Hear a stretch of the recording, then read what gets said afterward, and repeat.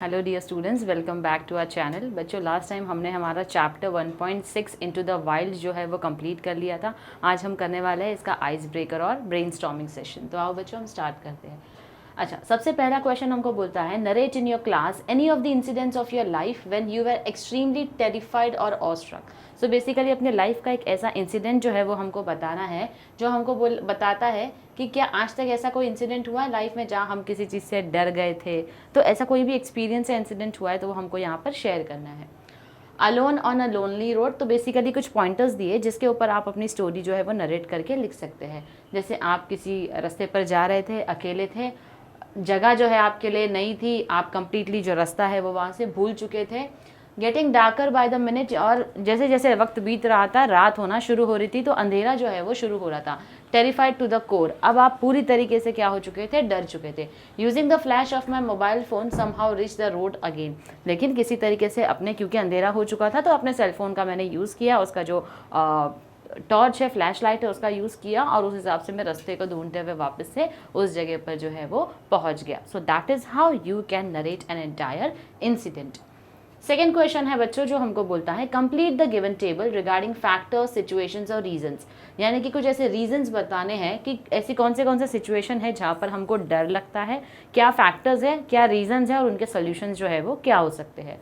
तो पहला है हमारा, while discussing about strange creatures. जब हम किसी स्ट्रेंज क्रिएचर्स के बारे में बात करते हैं, फॉर एग्जाम्पल जैसे हम भूत की बातें करते हैं, राइट, तो डेफिनेटली डर लगता है। स्पेसिफिकली तब डर लगता है जब घर में या तो लाइट चली गई हो, अंधेरा हो, और इस बारे में डिस्कशन चल रहा हो। लेट नाइट को अगर हमने कोई मूवी देख ली तो हमको डर लगता है। तो ये सारे स्ट्रेंज क्रिएचर्स होते हैं जिसके बारे में जब भी हमारा कोई डिस्कशन होता है तो हमें डर लगता है।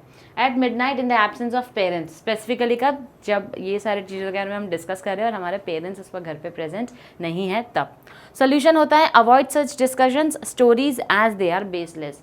तो जैसे हमको पता है भूत जैसी कोई चीज़ें होती नहीं है, हमारे जहन में, हमारे दिमाग में सारी बातें होती है, तो ऐसी बातों को डिस्कस ही ना करें हम जिससे कि हमको डर लगना शुरू हो जाए। नेक्स्ट है, if I get lost somewhere and cannot find my way home. अगर मैं कहीं रास्ते में घूम गया और मुझे अपना घर पहुंचने का रास्ता वापस नहीं समझ में आ रहा है तो।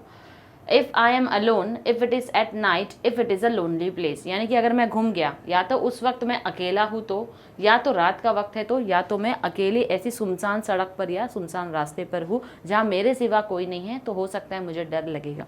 अब उसका सोल्यूशन है, फाइंड आउट द वे और route in detail beforehand. तो आप जब भी घर से कहीं पर निकलते हो, ये चीज़ ध्यान रखना बच्चों, आप सारे रास्ते को, हो सकता है हम ट्रैवलर है, हमको नई नई जगहों पर एक्सप्लोर करना, घूमना पसंद है, कोई बात नहीं, लेकिन हमारा फ़र्ज़ बनता है कि हम क्या करें, हम उस रास्ते के बारे में सारी जानकारी जो है वो रख ले। तो पहले ही वहाँ की डिटेल इन्फॉर्मेशन ले लो, और ट्राई करना चाहिए कि रात को ऐसे किसी रास्ते की तरफ हम ना बढ़े, क्योंकि रात को यूजुअली हमको रास्ते जो है वो समझ में नहीं आते, तो किसी तरीके का कन्फ्यूजन ना रहे, इसलिए आप रात के वक्त निकलो ही नहीं। नेक्स्ट हमको बोलता है, जस्ट बिफोर द एग्जाम्स। ये जो अब बोर्ड एग्जाम्स आप लोगों की आएगी, तब वो डर जो है वो धीरे धीरे बढ़ता जाएगा, राइट।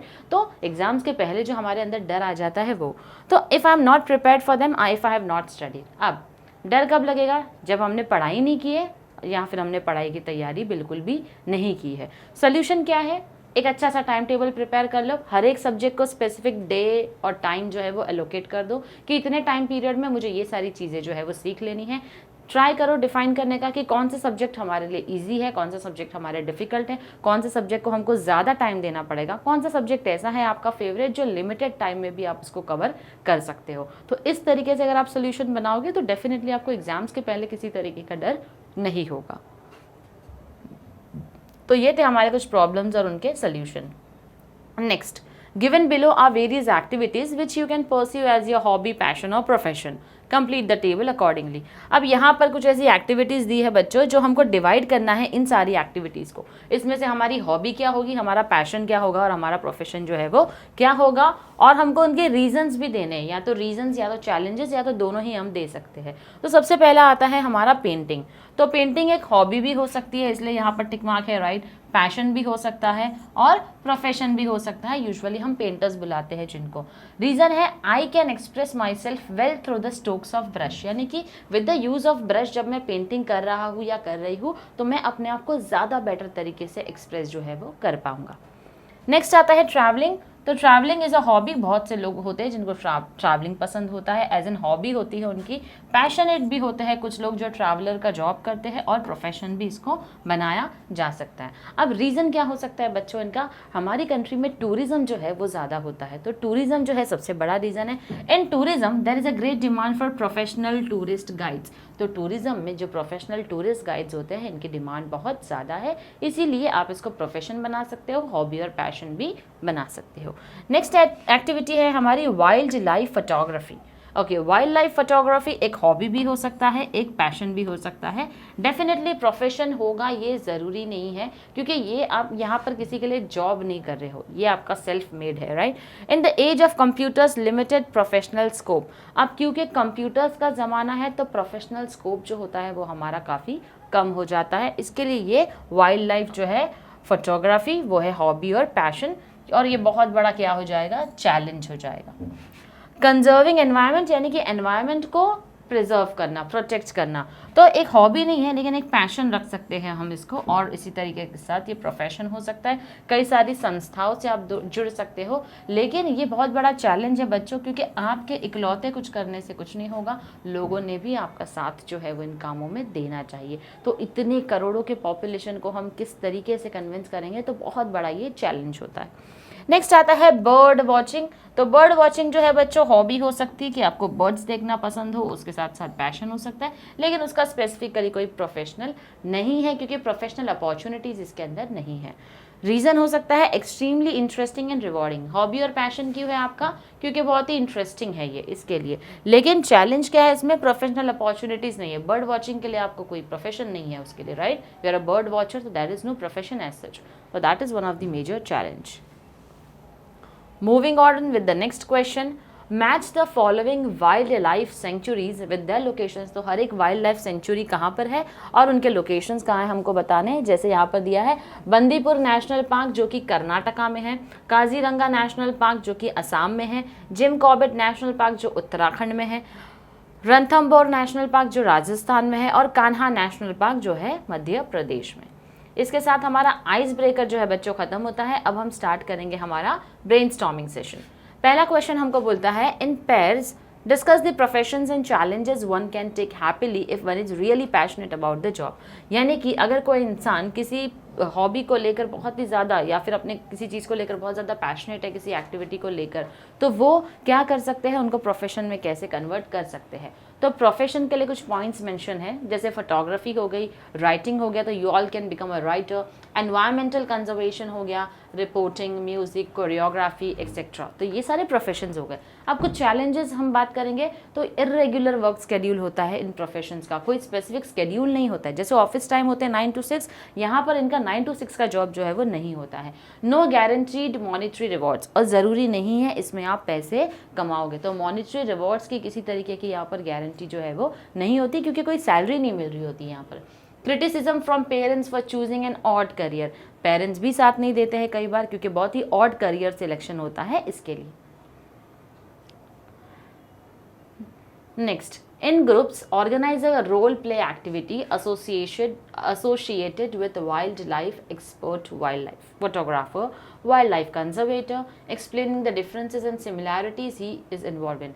तो अब अपने अपने प्रोफेशन के हिसाब से बच्चों आप लोग एक रोल प्ले एक्टिविटी जो है वो अपने फ्रेंड्स के साथ में कर सकते हो।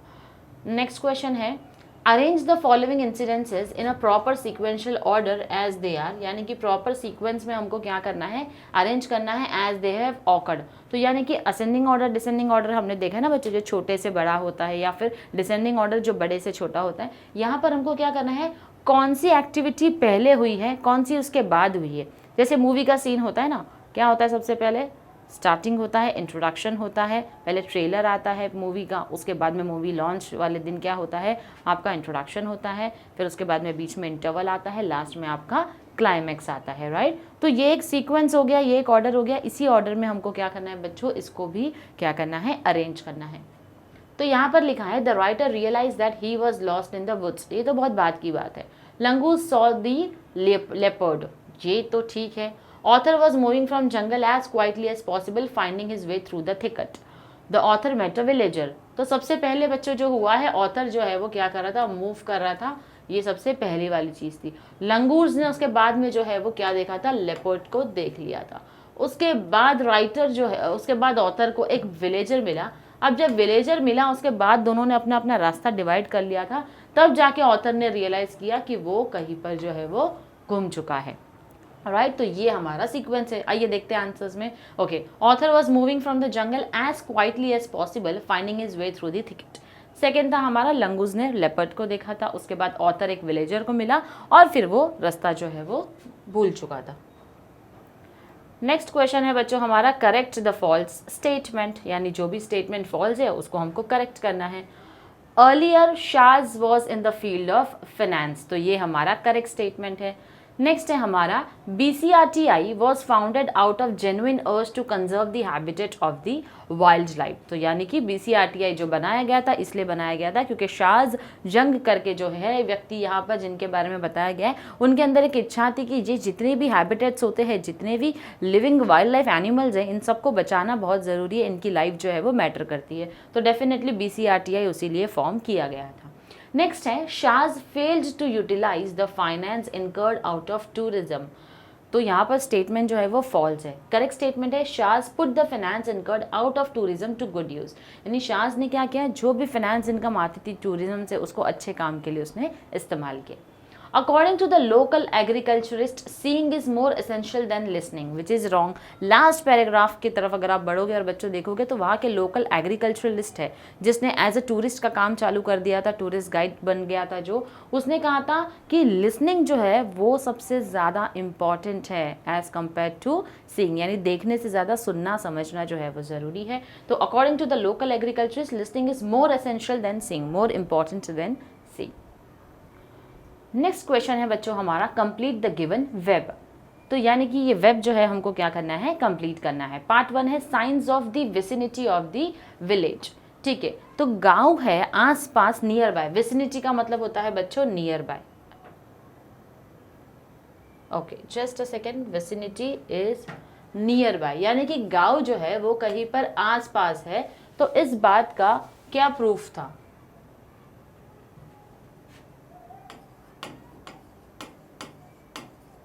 ओके, विसिनिटी यानी कि नियर बाय प्लेस में।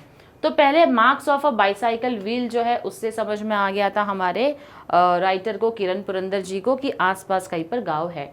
Sounds of people talking in a loud speaker, loud speaker में बातें करने की आवाज़ आ रही थी। बेसिकली वहाँ पर एक मैरिज हॉल था जहाँ शादी चल रही थी, तो इसलिए लाउड स्पीकर में जब लोगों के बात करने की आवाज़ जो है वो सुनाई दे रही थी।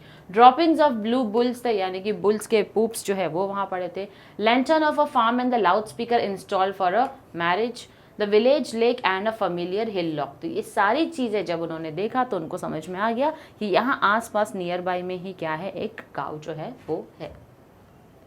नेक्स्ट है complete the given web, part 2, responsibilities handled by Shaaz, तो सबसे पहले he is a wild life photographer, उसके साथ में सिनेमेटोग्राफर और big cat tracker. Big cat बच्चों यहाँ पर जो टाइगर या लेपर्ड होते हैं उनकी बात चल रही है।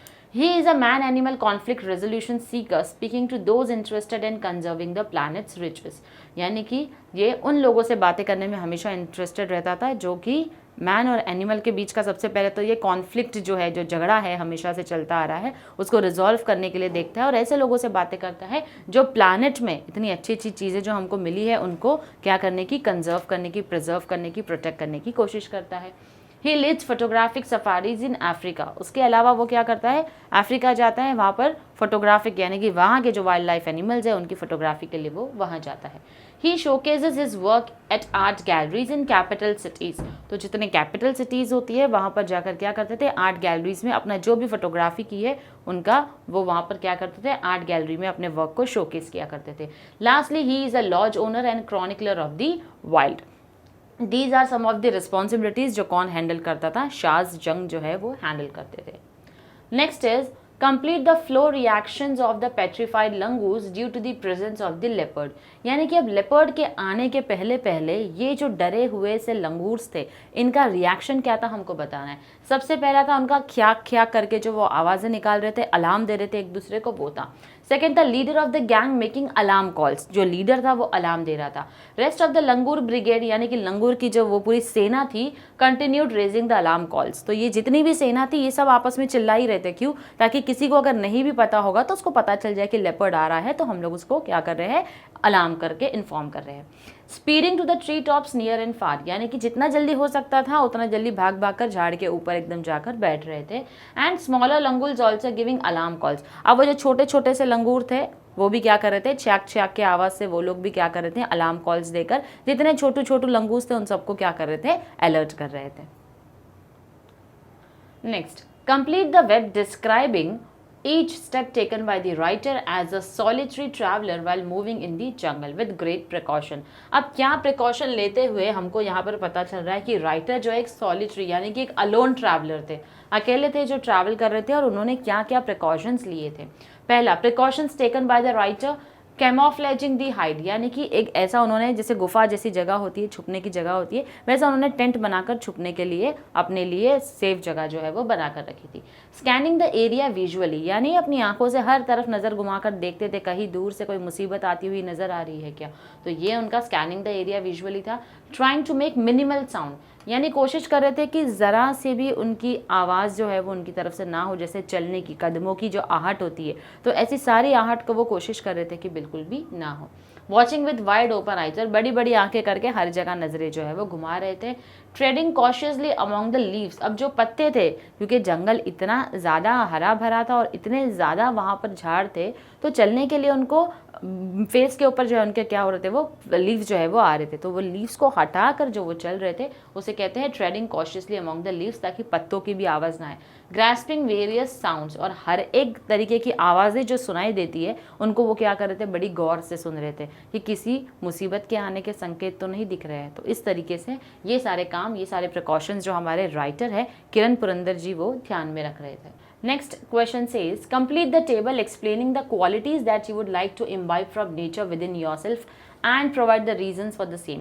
यानी कि बच्चों यहाँ पर हमको बताना है क्या हम नेचर से किसी तरीके की क्वालिटी अपने लिए लेना चाहते हैं। इम्बाइब मतलब अपने अंदर चाहते हो कि वो क्वालिटी आए। अगर ऐसा कुछ है तो नेचर में ऐसी कौन सी चीज़ें हैं जिसके थ्रू आप चाहोगे कि वो सारी क्वालिटीज़ जो है वो आपके अंदर आ जाए। तो सबसे पहले यहाँ पर हमने एग्जाम्पल लिया है ट्री का, क्योंकि उनके अंदर बहुत ज़्यादा पेशेंस होता है। Trees patiently bear up with seasons like winter and autumn, यानी हमें भी कहीं ना कहीं पेशेंस की ज़रूरत है, क्योंकि ट्रीज जो है बहुत सारी चीज़ों को बर्दाश्त करते हैं, हर एक सीजन में खड़े रहते हैं। And the attacks on them by animals, birds and humans and wait for spring to bloom again. इसी के साथ साथ उनके ऊपर कई अटैक्स भी होते हैं, एनिमल्स की तरफ से भी होते हैं, ह्यूमंस की तरफ से भी होते हैं, उसको भी बर्दाश्त करते हैं और स्प्रिंग का भी वेट करते हैं कि स्प्रिंग आएंगे तो हमारे क्या हो जाएंगे, वापस से सारे के सारे जो हम फिर से ब्लूम होंगे, यानी कि वापस से सारे लीव्स जो है वो सूखे पत्ते झड़ जाएंगे और न्यू जो लीव्स हैं हमारे ऊपर आ जाएंगे और फिर से ट्री जो है वो शाइन करेगा। तो बहुत ही पेशेंस चाहिए इसके लिए, इसीलिए हमको ट्री जो है वो उससे पेशेंस की क्वालिटी जो है वो इम्बाइब करनी है।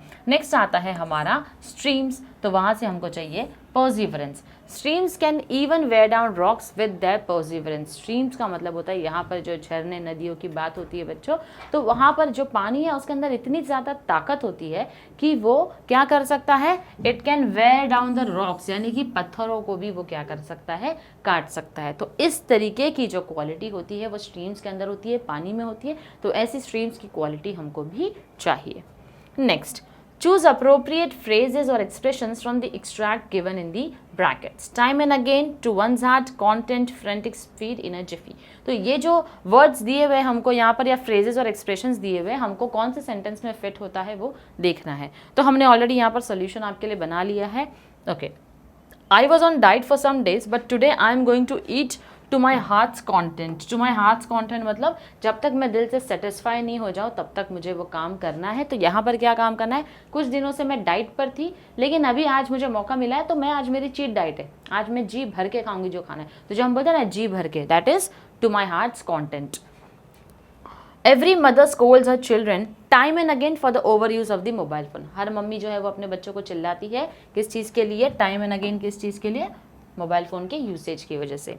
Next, all their educational problems were sorted out in a jiffy because of the funds given by an NGO. In a jiffy यानी कि बहुत ही जल्दी उनकी प्रॉब्लम्स जो है वो सॉल्व हो गई।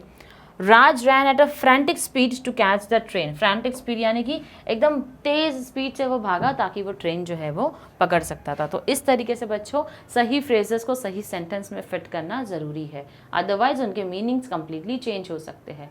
Next, begin the following sentences with the words given in the brackets. अब ये जो हमको क्वेश्चंस दिए हैं बच्चों, ब्रैकेट के अंदर हमको जो वर्ड्स दिए हुए हैं उन वर्ड्स से हमको क्या करना है, सेंटेंस को रीफ्रेज करना है, यानी वापस से फॉर्म करना है without changing the meaning of the sentence.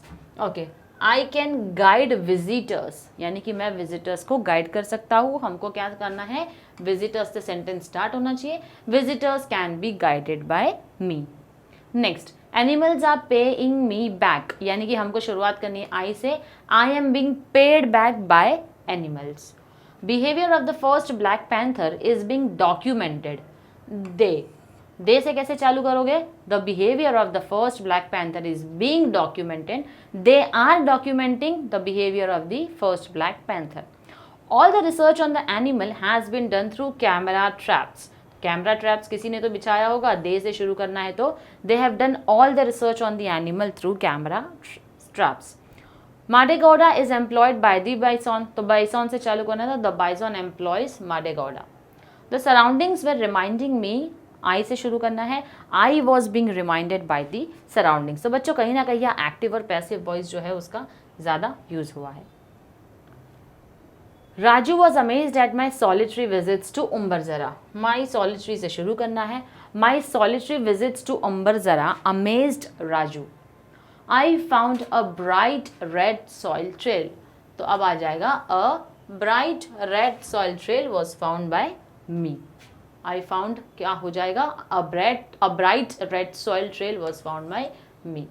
Older leopards like pados carry away livestock from villages, तो यहाँ हम लाइफ स्टॉक से शुरू करेंगे, livestock are carried away from villages by older leopards like pados. I have lost almost 80% of a season's yield of sugarcane. 80% से शुरुआत होगी, 80% of a season's yield of sugarcane has been lost by me. Tracking an animal also teaches you life lessons. So life lessons are also taught by tracking an animal. Many things have been taught to me by the forest. The forest have taught me many things. Resentment among locals towards the animal is created by this. This creates resentment among locals towards the animal. So that is how बच्चों इस तरीके से solution दिया है. If you all want, you can take a screenshot. Otherwise PDF आपको आपके Telegram channel पर forward हो जाएगा. Okay, rewrite the sentences by using not only but also. अब हमको जो सेंटेंसेस दिए हैं बच्चों उसको क्या करना है, वापस से लिखना है नॉट ओनली बट ऑल्सो की यूज करते हुए. The petrified langurs speeded to the trees near and far and secured their places on the tree tops. तो इसको हम कैसे लिखेंगे, the petrified langurs not only speeded.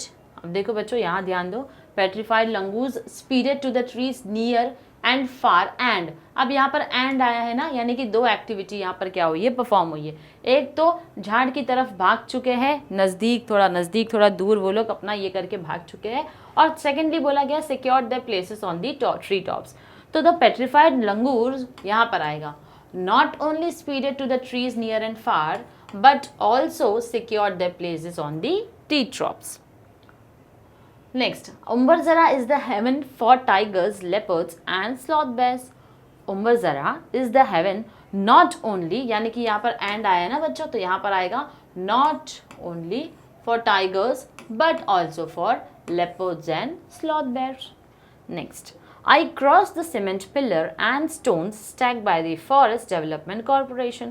तो यहाँ पर and है तो हम क्या करेंगे बच्चों उसका, I crossed not only the cement pillar but also the stones stacked by the Forest Development Corporation. So that is how with the use of not only but also कहीं ना कहीं जब हम and so जैसी चीज़ें आती है वहाँ पर replace करके not only but also कर देते हैं. Okay, next is your college has decided to celebrate World Environment Day. Mr. Kiran Purandar has been invited as the chief guest for the event. Imagine you are the secretary of the nature club of your college. You have to conduct an interview of Mr. Kiran Purandar with the help of the given table and points. Frame 8 to 10 questions for an interview. अब बच्चों यहाँ पर हमने जो है already कुछ questions आपके लिए फ्रेम कर रखे हैं, यानी कि इंटरव्यू ही आने वाले हैं. मिस्टर किरण पुरंदर जी जो है वो हमारे स्कूल में आने वाले हैं, वर्ल्ड एनवायरनमेंट डे पर एज ए चीफ गेस्ट आने वाले हैं, तो हम नेचर क्लब के क्या है, सेक्रेटरी, ऐसा हमको मानना है और उस हिसाब से हमको क्या करना है, 8 से 10 क्वेश्चन जो है उसको फ्रेम करना है।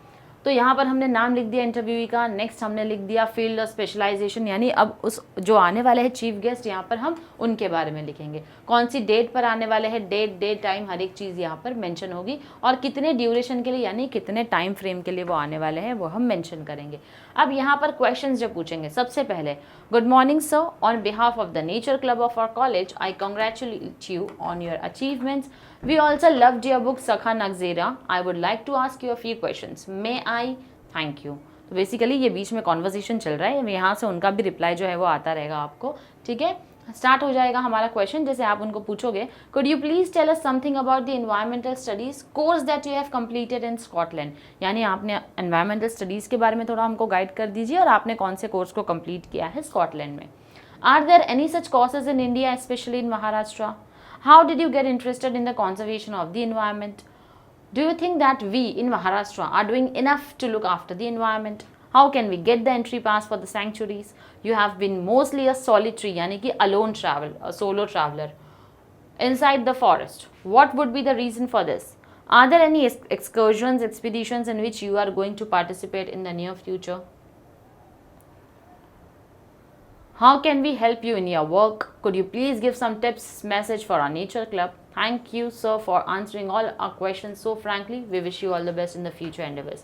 So this is how basically we need to frame certain questions and ask the chief guest. Okay, next question says, imagine you have visited the jungles of Nagarhole. Okay, आपको imagine करना है कि आप यहाँ पर गए हो, यहाँ के जंगलों में. Write a report to be published a local your college magazine newspaper, यानी कि किसी लोकल न्यूज़पेपर या मैगजीन में आपको क्या करना है, आर्टिकल देना है, in the form of report आपको प्रिपेयर करके बताना है कि आपका वहाँ पर एक्सपीरियंस कैसा रहा है।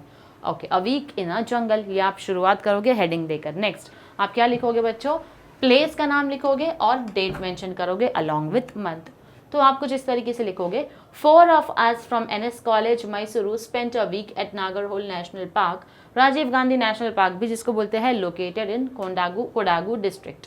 It was an exhilarating and educative week. अब यहाँ पर बच्चों पहले आपने यहाँ पर बता दिया कि कितने लोग गए थे, कौन से कॉलेज से हो, कौन से एरिया में विजिट किया है। यहाँ पर आप बताओगे आपका एक्सपीरियंस जो है वो शुरू हो जाएगा, कि कैसा आपका एक्सपीरियंस रहा, फिर उस जगह के बारे में आप बात करोगे, जैसे उस पार्क में वाटरफॉल्स है, हिल्स है, वैलीज है, स्ट्रीम्स है, ट्रीज है। अब वो किस चीज़ के लिए फेमस है, अपने रिच पॉपुलेशन के लिए, एनिमल्स के एंड बर्ड्स के, ठीक है। वहाँ पर फेमस कुछ है तो आप उनके बारे में बताओगे, प्रीडेटर्स के बारे में जो आपने देखा होगा, जैसे बंगाल टाइगर्स है, इंडियन लेपर्ड है, स्लॉथ बेयर है, स्ट्रिप्ड हैना है, ये कुछ तरीके के प्रीडेटर्स हैं जो कि वहाँ पर मिलेंगे। हर्बीवोरस एनिमल्स भी है, जैसे एलिफेंट्स है, चीतल है, सांबर डियर है एंड बार्किंग डियर भी है। Then as it was the month of May, अब क्योंकि वो मे मंथ था जब हम वहाँ पर गए थे, वाटर होल्स जो है वो क्या हो रहे थे, वहाँ पर पानी जो है वो सूखते जा रहा था। Many animals visited the lake and we had a grand time observing their habits from the machan which was built for tourist, यानी कि क्योंकि मे मंथ था और गर्मी का मौसम था, पानी जो है वो सूख रहा था, तो कई सारे एनिमल्स जो है वो लेक की तरफ आए थे, तो हम सब मिलकर क्या कर रहे थे, उनको ऑब्जर्व कर रहे थे। अब वहाँ पर ये जो जगह है स्पेशली टूरिस्ट लोगों के लिए बनाई गई थी कि यहाँ से खड़े रह के आप एनिमल्स को आता हुआ देख सकते हो। We were particularly careful not to disturb the environment by talking loudly or playing music. अब हम कोशिश कर रहे थे कि किसी तरीके से जानवरों को डिस्टर्ब नहीं करना है हमको, क्योंकि वो जब वहाँ पर आए थे, जमा हुए थे, अगर हमारा फ़ोन बज गया या कोई म्यूज़िक प्ले कर रहा है या कोई चिल्ला रहा है, बात कर रहा है, तो एनिमल्स डिस्टर्ब हो जाएंगे। बेसिकली वो हमसे टेरिफाइड हो जाते हैं, डर जाते हैं, तभी हम पर अटैक करने आते हैं। Hence the animals were at their natural best, और इसीलिए वो नेचुरली जो उनका बिहेवियर था वैसा ही था। We were thrilled to see a pair of Bengal tigers and a leopard.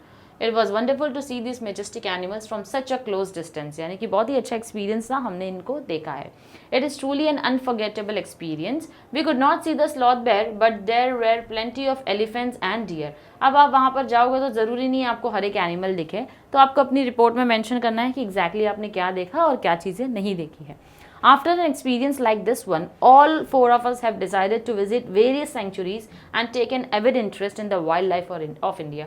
यानी कि जब ये एक्सपीरियंस हमारा अच्छा रहा तो इसके बेसिस पर हम चारों ने डिसाइड किया अब इंडिया में जितने भी सेंचुरीज हैं हम सब कुछ विजिट करेंगे और जाकर ये ब्यूटी जो है वो नेचर की उसको और एक्सप्लोर करेंगे। तो इस तरीके से बच्चों हम एक रिपोर्ट को प्रिपेयर करते हैं। Next question says, Shaz has contributed towards conserving the wild animals and their habitat.